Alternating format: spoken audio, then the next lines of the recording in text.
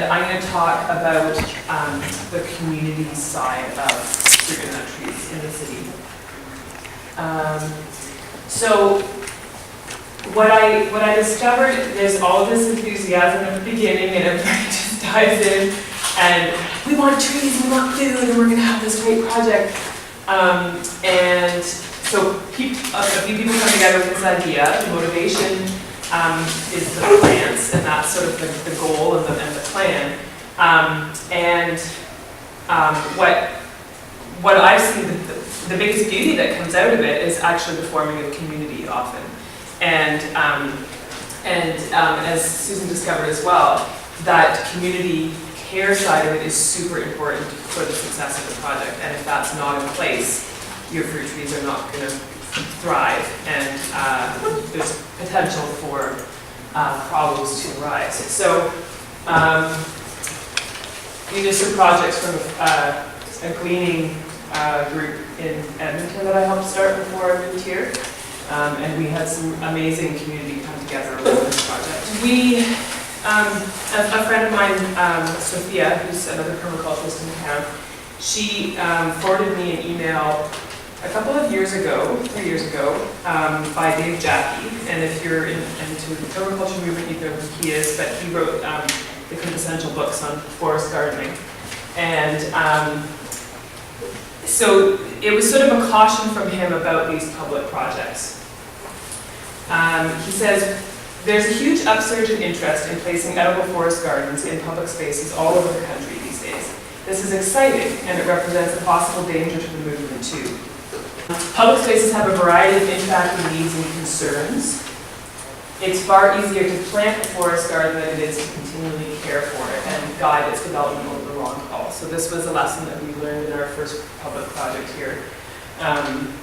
My request is that if you decide to move forward with this idea, that you not put a single plant in the ground until and unless there's a solid social system design with good people in place and committed to the long-term care of the garden with financial and other resource supports in place. The social system design should ideally take as much time and energy and thought as the garden, if not more. And so I think what happens sometimes in projects is that we get all excited about the plants and we forget about the people side. And the people side can be one of the most beneficial things to come out, or one of the very beneficial things to come out, but also is really crucial to the success of the project. So, and it's difficult because the funders, you know, and there was a project with Forest London that we had put a proposal together to build fruit tree guilds at some of the food bank areas in town, places that provide hot lunches or food bank for people that have less access to food. And we were going to not just plant the fruit trees there, but to give workshops to people who were going to be getting fruit trees on how to care for them. Well, the funding we got was, you know, they gave us less than the funding that we had asked for, and they said, this is a great project, here, we'll fund all the plants, but not my time or energy to create workshops and to teach people and to give them the resources to care long-term for things. So it's a problem, right? The funding model as well is happy to fund the capital, but not the human resources side of it. And so it's something that we need to address. So I'm going to talk about a few projects in London and talk about some of the successes and challenges of them, and so what we've learned going forward. And so the first is that there's tons of existing trees on private and public land already. And there's a great Facebook group called Forest City London that Rob McQueen. Yeah, Rob McQueen started. Don't be nervous. And it's the baby brain. I have a very bad memory for everything right now, but especially names. So it's a Facebook group that's open to anybody, and it's about all sorts of different foraging things happening in the city. But there's been a couple of orchards that I didn't know about in the city, and went and picked some great pears and apples this year. They're just, you know, they're owned by the city right now. Nobody's doing anything with them. I see a huge potential there for some social enterprise. If the city is really willing to go down this road with encouraging urban agriculture, there are already existing fruit trees around the city that are not being utilized to the fullest. So this group that we started in Edmonton was purely volunteer. You know, a third went to the volunteers, a third of the fruit went to the food bank, and then if the homeowner wanted it, a third of it went to the homeowner as well. We haven't had that initiative take off in London yet. We tried a couple of times to get something going, but it's a little more piecemeal here. People are doing it on their own and approaching homeowners and harvesting their fruit, but it's like London's a bit of herding cats compared to some of the other cities I've lived in. So yeah, there's a big opportunity on existing land, on existing fruit trees, and sometimes people, you know, in Edmonton we were finding a lot of these elderly people who had cared and loved for these fruit trees, you know, for 20 years and just couldn't care for them anymore. And so they were really happy to have somebody come in and be able to utilize it. Or we'd have a new homeowner who said, I just bought this house and it's got 6 fruit trees in the backyard and I don't know what the heck to do with them or what I would ever do with all this produce, right? But they didn't want to cut them down, so we would kind of come in and help them out. So that's a great opportunity. There's 2 other existing public projects in London, the Carolinian Food Forest and the Wood Street Food Forest, and then this is a newly approved one that is just got funding, but we don't even know exactly where it's going to be yet. So I'll talk about those a little bit. So the Carolinian Food Forest the city was very supportive of moving it forward. Basically, we met with them in the fall of 2011, and by the spring we were breaking ground, planting with one of the local schools nearby, and doing some site prep that turned out not to be the best methodology for this site, but the kids learned something and got engaged in the project. So you can see what the site looks like here. So just remember that it was basically just grass. There's some existing apple trees on site from an old orchard, and a little stand of Manitoba maples and some black walnuts and stuff, but mostly it was just grass in between. And so the diversity that has come into this site since we started this project is really apparent now. So then in the fall we did some more planting. You can see already, so this is the area that we had site prepped with the kids. We didn't do a great job of keeping vegetation away from the trees, but we brought a lot more diversity. And so suddenly there was a huge amount of milkweed on site. And this garden, the mandate for this project was also that it was all native plants, native edible plants, and milkweed is a great one. So it just came in on its own. We didn't even have to plant it. Spring of 2013, so you can see that, so this is a new area that we're working with, and you can see again it's just pretty much just turf grass. And every year, at least once or twice a year, we have the Lester B. Pearson kids, grade 6 kids come out and get involved working on the site. That was an apple harvest in the fall, so this is one of the existing apple trees. There's about half dozen existing apple trees on site. This year it had very poor production. That's my daughter. She was there when she was like 3 weeks old for the first planting, or the first big get together, I guess. One of the problems we've had on site is control of deers. So they're it's surrounded it's literally surrounded by a forest. And then there's one side that goes out to a baseball field, and the other 3 sides are surrounded by forest. So it's a perfect little haven for the deer to sneak out and, you know, surreptitiously nibble all the tops off all their plants. So we tried various things to control that. We've definitely lost some plants to them, or had them do their own pruning. We haven't had to worry about disease too much here because they're all native plants. So, you know, native plum trees, native apple trees, hazelnuts, and more predation has been the problem. And watering's been difficult too. We did get a big water tank put in and filled up by the city, and the kids came and painted it, and had a local art project happened around it, and then some other kids came and jumped in on top of it and broke it, and it hasn't really been functional since. So now it's just this big plastic tank in the middle of the park.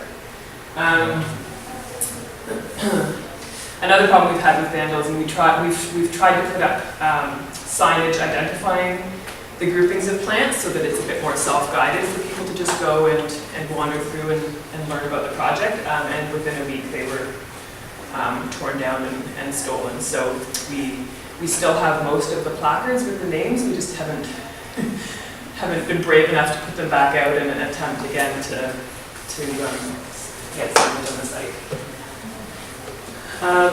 So these are urban agriculture problems. But there's a lot of diversity that's come in. We reserved one part of the food forest as a pollinator meadow. And on that spot, instead of doing the sheet mulching where we had originally done our site prep, that didn't work very well there, we did some sheet mulching and then we seeded with sorghum grass as a deterrent for other things to move in, and it actually was quite successful. A year later, we cut it down and it was gone, and then we planted our pollinator meadow in, and it's slowly filling in. It's still some grass competition, and of course the grasses in there are my Ben Korchuk's friend is doing his master's on these particular grasses that are succession inhibiting grasses. So they actually secrete things in the soil to prevent the other plants from moving in. So that's been a bit of a challenge, but we have monarchs and snakes living in some of the dens and bees. This was a celebration last fall. We teamed up with the Adopt a Park that takes care of the park around it, had some nice food, did garbage pickup, and collared the trees with those big, the big clear collars for the deer before winter hit, and had a great tree circle. So this is the Wood Street Food Forest in Deborah's neighborhood. It's his initiative. This is a really interesting little parkette that's kind of in the middle of a block. So it's surrounded by backyards, and then there's one little access to Wood Street. And they just took over a small portion of the parkette, but it's jam-packed with plants. And definitely as they grow, unless they're really kept small with pruning, there's going to some of the understory is going to die back. But there's production at all levels. A food forest. I guess I didn't go over that. Is that who knows what a food forest is? A few people. So basically, a food forest mimics a national forest. So you're working with layers. Instead of just planting a fruit tree on its own, we're planting other plants around it that form an ecosystem for that tree and help support it and repel pests and attract pollinators and fix nutrients in the soil. So these projects both use that model where we're planting 7 layers within the food forest. We have vines, we have overstory, understory, shrub layer, herbaceous layer, root zone. So we've got all those things happening here. This was the first planting there. It's a really great community here. They do their own little Canada Day bike parade through the neighborhood with all the kids. So this was Canada Day celebration that I guess started and ended at the food forest. So this was in its first summer. You can see stuff's grown a little bit. There was the rain barrels were painted by the community together, and this. So the difference between these two projects, with the Carolinian Food Forest, there were 4 or 5 of us that first approached the city about it. Only one of those people lived in the neighborhood, and then it dwindled down to 2 of us, and then we were never able to build the community support from within that community. And now we have a good steering committee again, with about 5 people on it, but again, we come from all over it. So Wet actually lives in St. Thomas now, so he's not even in London anymore. So we've got good people caring for it, but they're not as centrally located in the community, and I think that makes a big difference. And in Wood Street, the Wood Street Park, it's really, people that live around that park and in that neighborhood, and there's already this connection that they have to the space and to each other. and then this is just helping reinforce it. There's been some workshops there. I taught 2 workshops this year funded through Reforest London on fruit tree care and maintenance. Fruit and nut. So there's some of the, I stole these from your Facebook page, don't worry. Some of the things harvested from the site already in the first year. So currants, red currants, black currants, lavender, peas. There's kids picking in the fruit, cherries and stuff already. Lupins for fixing nitrogen. And I didn't get any pictures from the fall, but it's like the site is really filled in now, like a year later basically. It's very full. And then this is the newest project that was also put forward by Gabor and a few people from Ward 13. So they voted on, neighborhood residents got to vote on which projects they wanted to support in the community. There was 15 grand to put forward, and I think 5,000 of that is going to go towards a new food forest that will specifically be for the broader London community to glean and like for the homeless. So Sanctuary London is my friend Keith spends a lot of time there. He's a homeless man who lives along the river, and he speaks very highly of Sanctuary London, and somebody at that organization is going to be kind of taking care of it. It's an exciting new project. I think one of the cautions going forward with projects like this around the city is that we really need to make sure that there is that community commitment and involvement from the very beginning, and that those people are in place to steward it into the future and make sure that the trees are getting the care they want, because as Dave Jack said, you know, we can give the movement and the idea a bad name if we just run around planting fruit and nut trees and not putting that aftercare into them, and then ending up with pests and diseases and problems with that. This was just from a webinar that Jamie and I listened to, happened upon the other day, but she was talking about the benefits that come with these public food forest projects. So growing food for the community, that's obviously one, that's where most people start, is let's grow all this food. But there's so much more that comes out of it and is involved in it. So there's educational opportunities, and I think we need to make sure that the stakeholders involved at the beginning of these projects understand that the food is one of the outcomes, but that really the educational opportunities, the community building opportunities, that those are really just as important an outcome. And especially when you're working with fruit trees and nuts, nuts you might not see production for 5 to 10 years. Fruits, you know, your berries and stuff you could get within a year, but your larger fruit trees might be 3 to 5 years till you get production as well, right? So what yield are we getting in those first few years?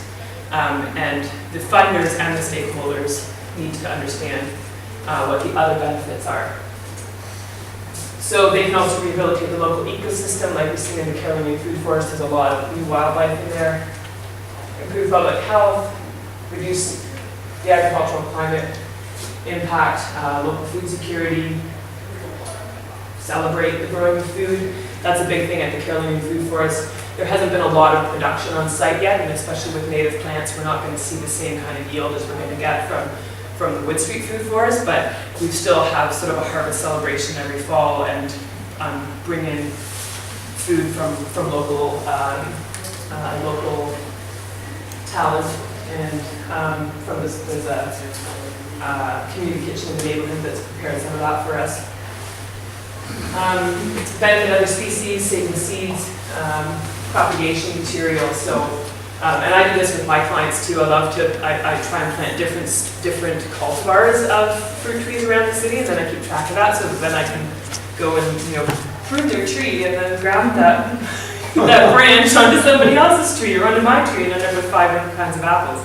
So, so that's another interesting benefit as well as these start to spread around and share material. And that's it.